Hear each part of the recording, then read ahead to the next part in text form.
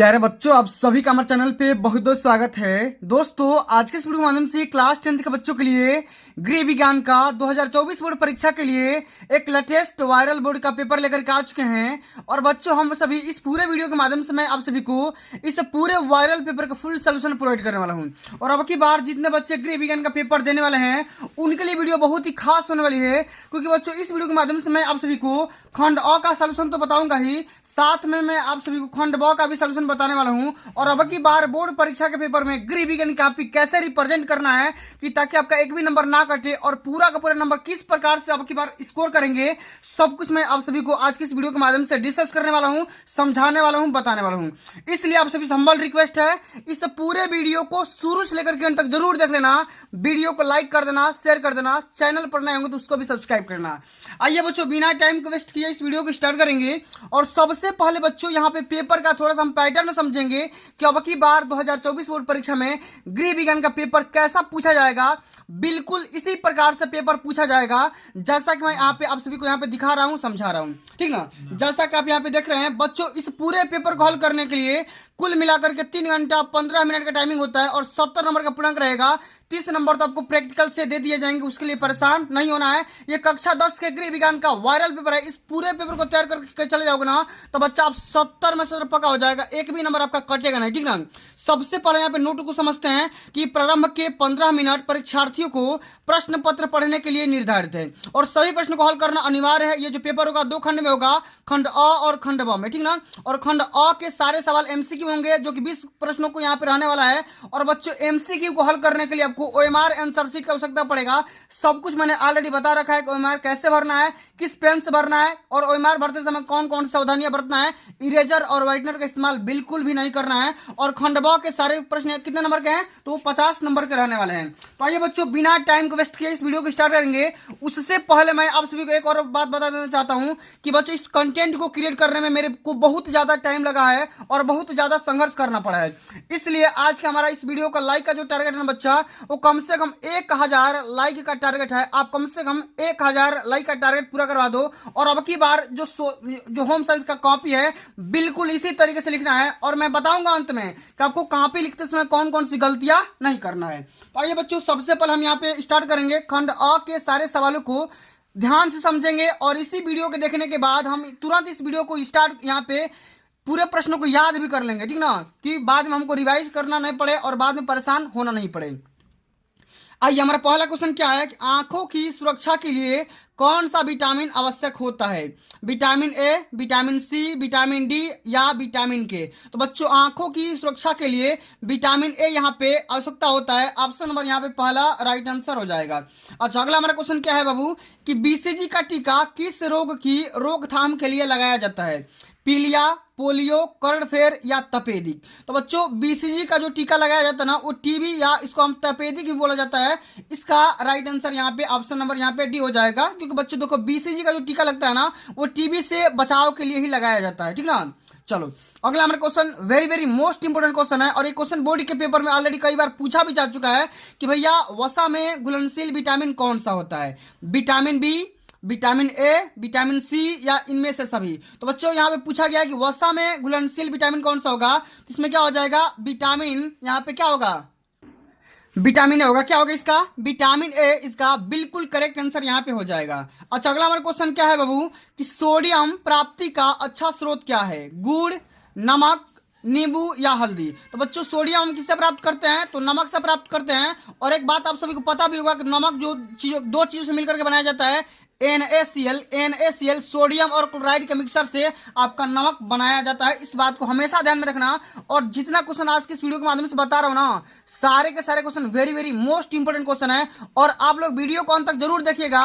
और अब की बार 2024 बोर्ड परीक्षा में होम साइंस का कॉपी कैसे लिखना है उस बात को भी ध्यान में जरूर देखना, ठीक ना। अगला हमारा क्वेश्चन है कि वायु के द्वारा फैलने वाला रोग कौन सा होता है। हैजा, प्लेग, चेचक या रिकेट्स। तो बच्चों, वायु के द्वारा यहाँ पे फैलने वाला रोग क्या हो जाएगा, चेचक हो जाएगा। और जल से पूछेगा तो क्या होगा, हैजा हो जाएगा, ठीक ना। चलो, अगला हमारा क्वेश्चन क्या है कि जल का केमिकल फार्मूला क्या होता है। जल का केमिकल फार्मूला होता है H2O। क्या होता है, H2O होता है, हाइड्रोजन के 2 मॉलिक्यूल्स और ऑक्सीजन के 1 मॉलिक्यूल्स के संयोग से क्या बनता है, जल बनता है, आपका पानी बनता है। ऑप्शन नंबर यहाँ पे पहला बिल्कुल राइट आंसर हो जाएगा। अगला हमारा क्वेश्चन क्या है बाबू, एक स्वस्थ सामान्य व्यक्ति के शरीर का तापमान कितना डिग्री फ़ारेनहाइट होता है? तो इसका राइट आंसर याद रखना 98.6 फ़ारेनहाइट। ऑप्शन नंबर यहाँ पे तीसरा बिल्कुल राइट आंसर हो जाएगा। इस बात को ध्यान में रख लेना, कई बार भाई पेपर में आ चुका है। अगर सेंटीग्रेड में पूछेगा तो कितना बताओगे, 37 डिग्री सेंटीग्रेड बताओगे, जब आपका यहाँ पे इस टेम्परेचर का नाम मान सेल्सियस में पूछेगा तो। अगला हमारा क्वेश्चन है कि संक्रामक रोग किसके माध्यम से फैलता है? वायु से, जल से, संपर्क से या इनमें से सभी? तो बच्चा इसका राइट आंसर क्या होगा, इनमें से सभी इसका राइट आंसर हो जाएगा। क्योंकि भैया संक्रामक रोग जो होता है ना, वो हवा से ही फैल सकता है, जल से ही फैल सकता है और साथ में संपर्क से भी फैल सकता है, ठीक ना। चलो अगला हमारा क्वेश्चन क्या है कि विटामिन डी की कमी से कौन सा रोग होता है? मलेरिया, रिकेट्स, ज्वर या बेरी? तो विटामिन डी की कमी से यहाँ पे क्या हो जाएगा, रिकेट्स की कमी, यहाँ पे रिकेट्स हो जाएगा। और रिकेट्स में होता क्या है बाबू कि हाथ और पैर दोनों दुबले दुबले और दुबले पतले हो जाते हैं, बिल्कुल एकदम कुपोषण का शिकार इंसान इसमें हो जाता है, ठीक ना। चलो आगे बात कर रहे हैं, very very most important question है कि विश्व पर्यावरण दिवस कब मनाया जाता है? तो ये मनाया जाता है 5 जून को। कब मनाया जाता है? 5 जून को विश्व पर्यावरण दिवस मनाया जाता है। इस बात को ध्यान में रखना, कई बार पेपर में ऑलरेडी पूछा जा चुका है, ठीक ना। अगला हमारा क्वेश्चन क्या है कि लौह तत्व की कमी से कौन सा रोग होता है? लौह तत्व मतलब कि लोहे की कमी से। अगर शरीर में लोहे की कमी यानी आयरन की कमी हो जाएगा तो उसमें आपको बॉडी में कौन सा रोग हो जाएगा? बेरी, रतौंधी, एनीमिया या स्कर्वी। तो क्या हो जाएगा? एनीमिया हो जाएगा। इस बात को ध्यान में रखना, लौह तत्व की कमी से एनीमिया नामक रोग हो जाता है। इस बात को बाबू आप लोग याद रखना, कई बार भाई पेपर में आ चुका है। अगला हमारा क्वेश्चन क्या है, विटामिन सी का अच्छा स्रोत क्या है? हरी सब्जी, दाल, दूध या खट्टे फल? तो बच्चों मैंने आप सभी कई बार बताया है कि विटामिन सी खट्टे पदार्थों में या खट्टे फलों में पाया जाता है। ऑप्शन नंबर यहाँ पे डी बिल्कुल राइट आंसर हो जाएगा। अच्छा अगला हमारा क्वेश्चन क्या है कि नवजात शिशु जो कि 0 से लेकर 1 महीना के बीच का है का प्रति मिनट हृदय दर कितना होगा? तो बच्चा जो भी अगर नवजात शिशु मतलब तुरंत पैदा हुआ है, माने 1 महीना का अगर जो छोटा बच्चा है ना, उसका जो हृदय का जो स्पीड होगा वो कितना बार धड़केगा? तो कम से कम 80 से लेकर के 120 बार धड़कता है। ऑप्शन नंबर यहाँ पे तीसरा राइट आंसर हो जाएगा। इस बात को ध्यान में रखना भैया, कई बार इस क्वेश्चन को बोर्ड में पूछा जा चुका है, ठीक ना। अगला क्वेश्चन इससे भी ज्यादा इंपॉर्टेंट है कि क्षय रोग किस जीवाणु के द्वारा फैलता है? बेसिलस, वायरस, अमीबा या क्यूलेक्स? तो बच्चा क्षय रोग ये जो होता है ना जीवाणु, ये बेसिलस के माध्यम से फैलता है। इस जीवाणु का नाम क्या हो जाएगा? बेसिलस हो जाएगा। ऑप्शन नंबर पहला इसका राइट आंसर होगा। अच्छा अगला हमारा क्वेश्चन क्या है कि क्वाशियोरकर रोग किसकी कमी से होता है? वसा, प्रोटीन, खनिज लवण या इनमें से सभी? इसमें क्या हो जाएगा? प्रोटीन इसका राइट आंसर हो जाएगा, क्योंकि प्रोटीन की कमी से क्वाशियोरकर नामक रोग फैल जाता है, ठीक ना। ऑप्शन नंबर यहाँ पे दूसरा राइट आंसर होगा। अगला हमारा क्वेश्चन क्या है, 1 ग्राम वसा कितनी कैलोरी देता है? 1 ग्राम वसा में कुल मिलाकर के 9 कैलोरी एनर्जी प्रोवाइड होती है। इस बात को ध्यान में रखना भैया, कई बार आ चुका है। तो बच्चों जितना मैं क्वेश्चन करा रहा हूं ना, सारे के सारे क्वेश्चन अब की बार पेपर में डायरेक्ट पूछे जाएंगे और यही पेपर सीधा सीधा पेपर में छपने वाला बोर्ड में, ठीक ना। चलो अगला हमारा क्वेश्चन क्या है कि टाइफाइड फैलने वाला या फैलाने वाला जीवाणु का नाम क्या होगा? तो इसका नाम है साल्मोनेला टाइफी। ऑप्शन नंबर यहाँ पे सेकंड बिल्कुल यहाँ पे राइट आंसर हो जाएगा। इस बात को ध्यान में रखना, टाइफाइड फैलाने वाले जीवाणु का क्या नाम हो जाएगा? साल्मोनेला टाइफी, ठीक है। अगला हमारा क्वेश्चन क्या है कि भोजन में किस पोषक तत्व की कमी से घेंघा नामक रोग होता है? प्रोटीन, आयोडीन, कैल्शियम या वसा? तो भोजन में आयोडीन की कमी से घेंघा नामक रोग हो जाता है, ठीक ना। और इंसान का जो गर्दन होता है ना, उस पर एक माने अजीब टाइप का माने एक मांस हो लटक जाता है, ठीक ना। ये आपका हो जाएगा क्या? आयोडीन की कमी से घेंघा नामक रोग हो जाता है। इस बात को ध्यान में रख लेना। अगला हमारा क्वेश्चन क्या है कि विटामिन B2 का नाम क्या है या विटामिन B2 को क्या कहते हैं? थायमिन, राइबोफ्लेविन, नाइसिन या फोलिक एसिड? तो बच्चों विटामिन B2 का क्या नाम होता है? तो राइबोफ्लेविन होता है। ऑप्शन नंबर यहाँ पे दूसरा बिल्कुल राइट आंसर हो जाएगा। अब चलो बच्चा हम बात कर लेते हैं इस वीडियो का MCQ का सबसे अंतिम नंबर क्वेश्चन है कि हड्डी की मजबूती किस तत्व के कारण होती है? कई बार हमने बता भी रखा भैया, लौह तत्व, प्रोटीन, कैल्शियम या सोडियम। तो जो भी मेरे प्यारे बच्चे हैं उन सभी को, जो पुराने स्टूडेंट हैं उन सभी को पता होगा कि हड्डी की मजबूती किस वजह से होती है? वो कैल्शियम की वजह से होती है, Ca की वजह से होती है। कई बार हमने ऑलरेडी बता भी रखा है। तो ये बच्चों बिना टाइम को गंवाते हुए यहाँ पे खंड ब के सारे प्रश्नों को समझते हैं और अब की बार बोर्ड में किस प्रकार से कॉपी हल करना है, कैसे कॉपी एग्जामिनर के सामने रिप्रेजेंट करनी है कि भैया आपका कॉपी में एक भी नंबर ना कटेगा। और देखो मैं आपको वो आइडिया बताऊंगा ना कि जो आप टॉप कर जाओगे भाई, टॉपर कैसे लिखता है बोर्ड में, मैं आपको सारा का सारा चीज यहाँ पे बताने वाला हूँ। पूरा एक्सपीरियंस शेयर करने वाला हूँ, ठीक ना। इसलिए आप सभी हम्बल रिक्वेस्ट है भाई, वीडियो को अभी स्किप मत कर देना, ठीक ना। वीडियो को बंद मत कर देना, वीडियो को शुरू से लेकर के अंत तक जरूर वॉच करना, आपको बहुत ज़्यादा बेनिफिट होने वाला है। और आप सोचते हैं कि 70 में 70 कैसे स्कोर करना है, तो आपको इसी वीडियो से पता भी लग जाएगा भाई कि 70 में 70 स्कोर करने का रीजन क्या होता है, किस तरीके से टॉपर 70 में 70 स्कोर कर लेते हैं, सब कुछ मैं आप सभी को डिटेल में डिस्कस करने वाला हूँ, ठीक ना। आइए सबसे पहले इसमें क्वेश्चन क्या है कि बजट बनाने का मुख्य रीजन क्या होता है, मुख्य उद्देश्य क्या होता है। और ये क्वेश्चन है जो कि अति लघु उत्तरीय क्वेश्चन है, जो कि बोर्ड में 2 नंबर का आता है और 25 शब्द में लिखना होता है। तो ये बच्चों हम कैसे हल करेंगे, जरा ध्यान से समझिएगा, जितना मैं पॉइंट बताऊंगा ना उसको जरा ध्यान से समझिएगा। सबसे पहले बोर्ड में इसी प्रकार की कॉपी मिलने वाली है इस बार, ठीक ना, जैसा कि आप यहाँ पे नोटिस कर रहे हो, देख रहे हो। सबसे पहले हम यहाँ पे हेडिंग लगाएंगे खंड ब और इसमें लिखेंगे प्रश्नोत्तर संख्या 21। जो भी आप क्वेश्चन कर रहे हो ना उसके यहाँ पे नाम लिख देना, प्रश्नोत्तर संख्या जो भी है उसका नंबर डाल देना, ठीक ना। उसके बाद यहाँ पे हेडिंग लगाना है आपको अच्छे बजट की 2 विशेषताएं। आपसे पूछा गया है कि मुख्य विशेषताएं बताइए, तो यहाँ पे 2 की जगह पे मुख्य विशेषताएं भी लिख सकते हो, कोई दिक्कत की बात नहीं है। अच्छे बजट की वो कौन कौन सी विशेषताएं होनी चाहिए। सबसे पहला बजट क्या विशेषता क्या होनी चाहिए कि यह अनावश्यक व्यय को कंट्रोल कर देता है, नियंत्रित कर देता है, रोक देता है। जो भी हम घर में बेकार की खर्चे करते हैं ना उसको ये कंट्रोल कर देता है। उसके बाद ये लिखेंगे कि प्राथमिकता के आधार पर अधिक से अधिक आवश्यकताओं की पूर्ति भी करता है। सबसे प्रायोरिटी चीज किस चीज की होती है ना, उसको सबसे पहले क्या करेगा, पारिवारिक बजट जो भी इंसान बनाता है ना, तो सबसे प्रायोरिटी चीज क्या होती है, सबसे पहले उसको ध्यान में रखेगा, ठीक ना। जैसे मान लो आपको किताब की आवश्यकता है, तो सबसे पहले किताब ही खरीदाएगी, उसके बाद कपड़ा खरीदाएगा या कुछ भी होगा, ठीक ना, या फैशन में कोई भी काम किया जाएगा। तो देखो बजट बनाने से हमारा ये कौन कौन सा फायदा हो जाएगा। सबसे पहले तो हम खर्चा पे कंट्रोल कर देंगे, कम बेकार का खर्चा नहीं करेंगे। उसके बाद प्राथमिकता के आधार पर हम अधिक से अधिक आवश्यकताओं को कम कर देंगे, ठीक ना। इस बात को ध्यान में रख लेना। अब चलो अगला हमारा क्वेश्चन क्या है बाबू कि पर्यावरण प्रदूषण के कारण लिखिए। अच्छा देखो पर्यावरण प्रदूषण के कौन कौन से कारण हो सकते हैं। अच्छा सबसे पहले बच्चों ये समझो कि पर्यावरण कितने प्रकार का से प्रदूषित हो सकता है। एक तो होता है वायु प्रदूषण, क्या होता है, एक तो होता है वायु, एक तो होता है जल, एक तो होता है जल, एक तो होता है बच्चा वायु हो गया, जल हो गया, एक तो हो गया पूरा पर्यावरण के माध्यम से, जिसे रेडियोधर्मी भी हो गया भैया, रेडियोधर्मी भी हो गया, ठीक ना। इस प्रकार से तमाम प्रकार के पर्यावरण प्रदूषण होते हैं, ठीक ना। अब देखो यहाँ पे क्वेश्चन नंबर ये पूछा गया है कि वो रीजन बताओ जिस वजह से वायु प्रदूषण या जल प्रदूषण या रेडियोधर्मी प्रदूषण होते हैं, उसका रीजन बताना। बस खाली रीजन बता दोगे 2 नंबर का यहाँ से क्वेश्चन मिल जाएगा, ठीक ना। जैसे यहाँ पे लिख दोगे कि वायु प्रदूषण के कारण। अच्छा कौन कौन से रीजन होते हैं, सबसे पहले हम यहाँ पे ये लिखेंगे कि वायु प्रदूषण के निम्न कारण है। अच्छा इसमें क्या लिखना है कि सबसे पहले इसमें लिखेंगे कि रसोई घरों तथा कारखानों की चिमनिया से निकलने वाले धुओं के कारण वायु प्रदूषित हो जाता है, ठीक ना। विभिन्न प्रदूषकों को वायु पर रोकने से वायु प्रदूषण हो रहा है, ठीक ना। यहाँ पे देखो विभिन्न प्रदूषकों को वायु पर फेंकने से क्या हो जाएगा भैया, हवा क्या हो जाएगा, प्रदूषित हो जाएगा। उसके बाद वनों की लगातार कटाई से भी हमारा ये प्रदूषित हो जाएगा। उसके बाद गाड़ियों के धुएं से भी हमारा क्या हो जाएगा, पर्यावरण प्रदूषित हो सकता है। इतने प्रकार से रीजन हो सकते हैं जो कि हमारे इन्वायरमेंट को गंदा कर सकते हैं, प्रदूषित बना सकते हैं, ठीक ना।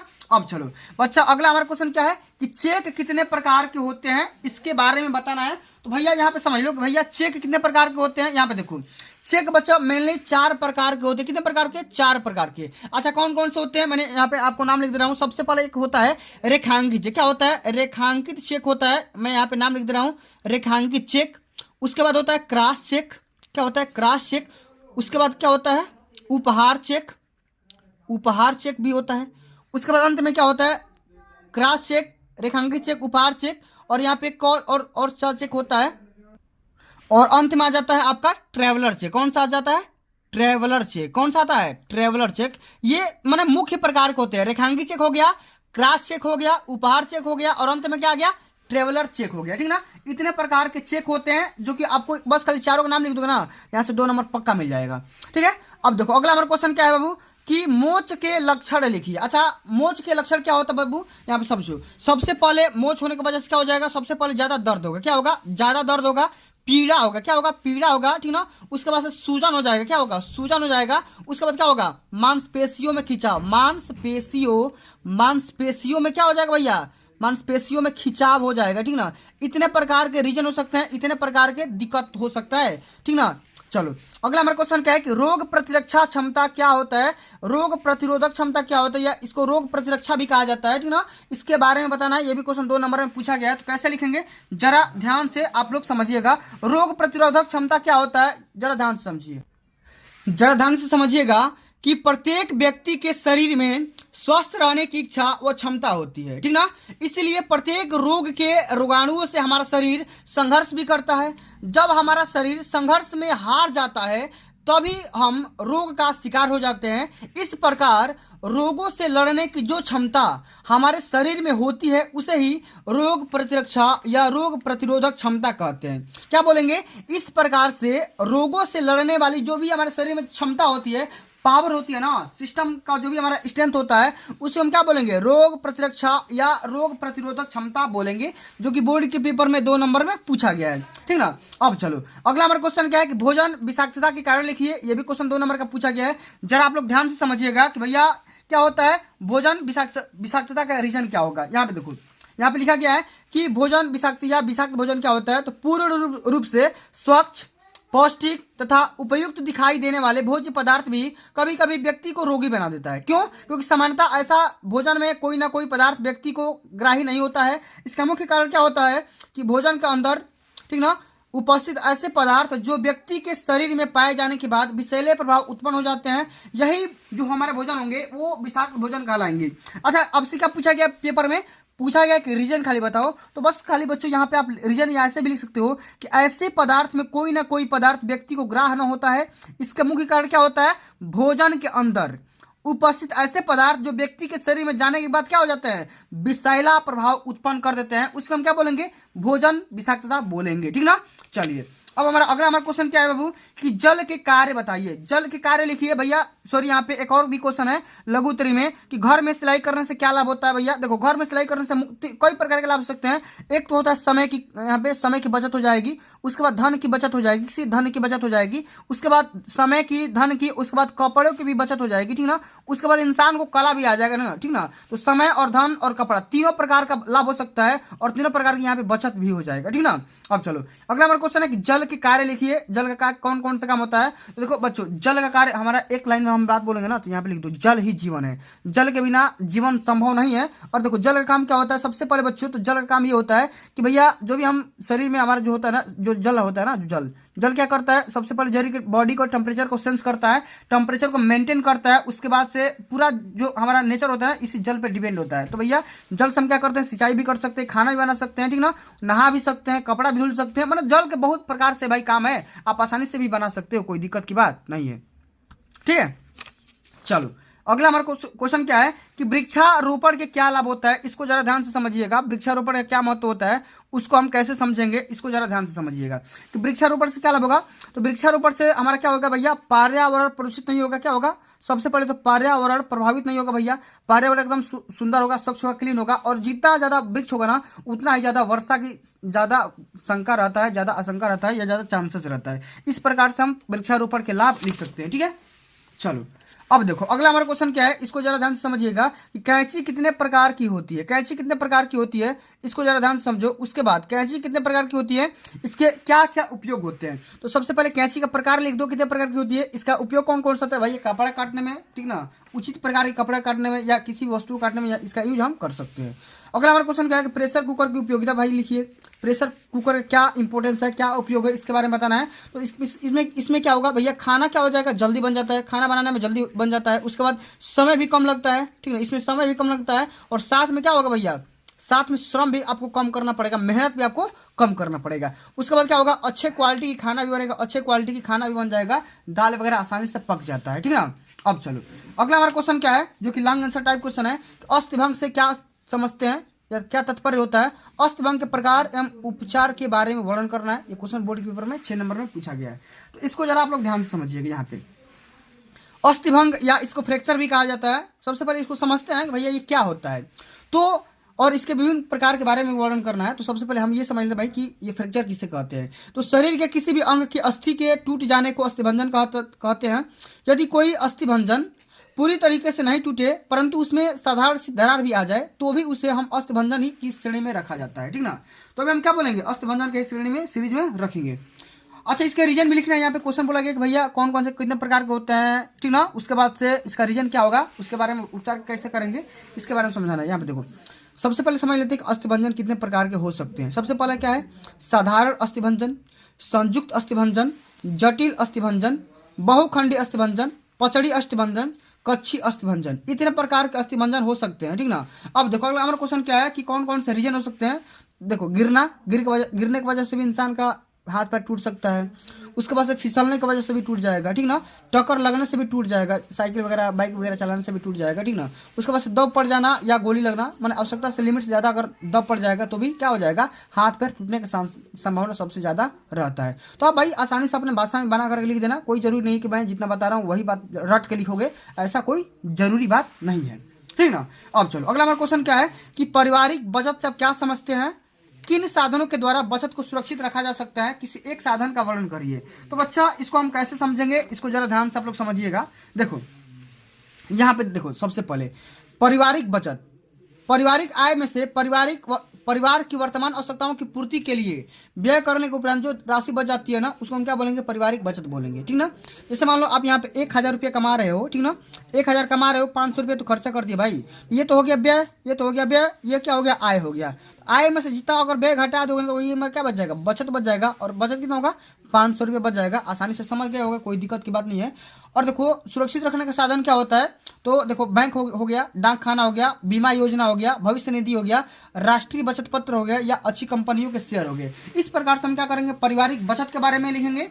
उसके बाद हम यहाँ पे कौन कौन से साधनों के माध्यम से सुरक्षित रखा जा सकता है, हमने इतने बारे में सुरक्षा, जैसे बैंक हो गया, डाक खाना हो गया, बीमा योजना, माने कहाँ कहाँ पे हम पैसे को एकत्र कर सकते हैं, सेफ रख सकते हैं, उसके बारे में यहाँ पे नाम लिख दोगे, आपका काम हो जाएगा, ठीक ना।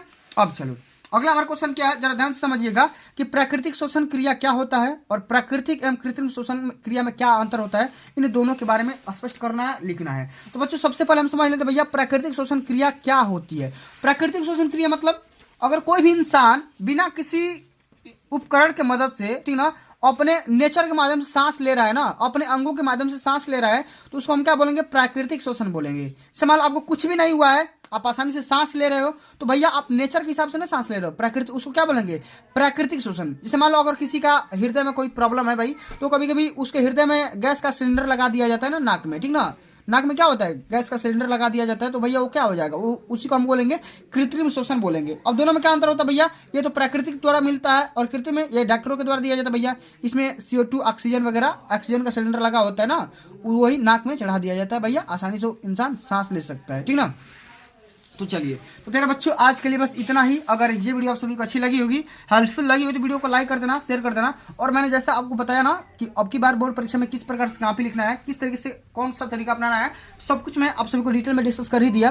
तो जिन बच्चों को ये वीडियो अच्छी लगी होगी, हेल्पफुल लगी होगी, तो वीडियो को लाइक कर देना, शेयर कर देना। और मैंने जो बताया था ना 1,000 लाइक वाला टारगेट, इसको भी पूरा करवा देना भाई जल्दी, ठीक ना। तो जो भी बच्चे अभी तक मेरे चैनल को सब्सक्राइब नहीं किए हैं वो भी सब्सक्राइब कर लेंगे। चलिए, जय हिंद, जय भारत, वंदे मातरम।